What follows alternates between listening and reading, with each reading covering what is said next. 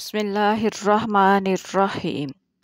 ہم نے پہلے پڑھا کہ اللہ تعالیٰ کا پہلا حکم یہ ہے قرآن کا کہ علم حاصل کرو، اور علم کا لفظ بہت وسیع ہے، اس میں تمام علوم شامل ہیں، لیکن پہلے نمبر پر قرآن کریم کا علم ہے۔ تو علم حاصل کرنے والے اللہ تعالیٰ کو کتنے پسند ہیں، آج ہم اس بارے میں سمجھنے کی کوشش کریں گے، اور یہ حدیث ہے اس بارے میں۔ حضرت معاذ بن جبل رضی اللہ تعالیٰ عنہ کا بیان ہے کہ رسول کریم صلی اللہ علیہ وسلم نے فرمایا، علم حاصل کرو، اسے اللہ تعالیٰ کی رضامندی کے لیے حاصل کرو۔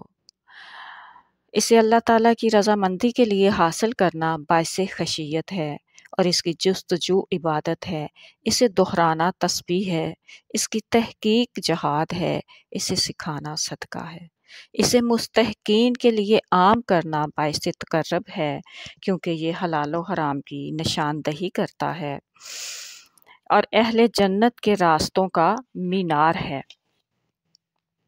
یہ بیزاری میں باعث الفت اور سفر کا ساتھی ہے، تنہائی میں باتیں سنانے والا اور تنگی اور آسانی میں رہنما ہے، دشمنوں کے خلاف ہتھیار اور دوستوں کے لیے زینت ہے۔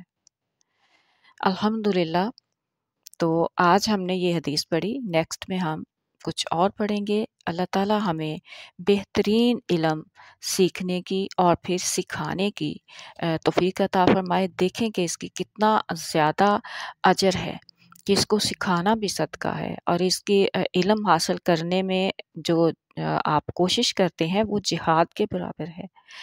تو آئیے ہم سب قرآن کا علم حاصل کریں، اور پھر اس کے بعد دنیاوی علم جتنے چاہیں حاصل کریں۔ السلام علیکم ورحمۃ اللہ وبرکاتہ۔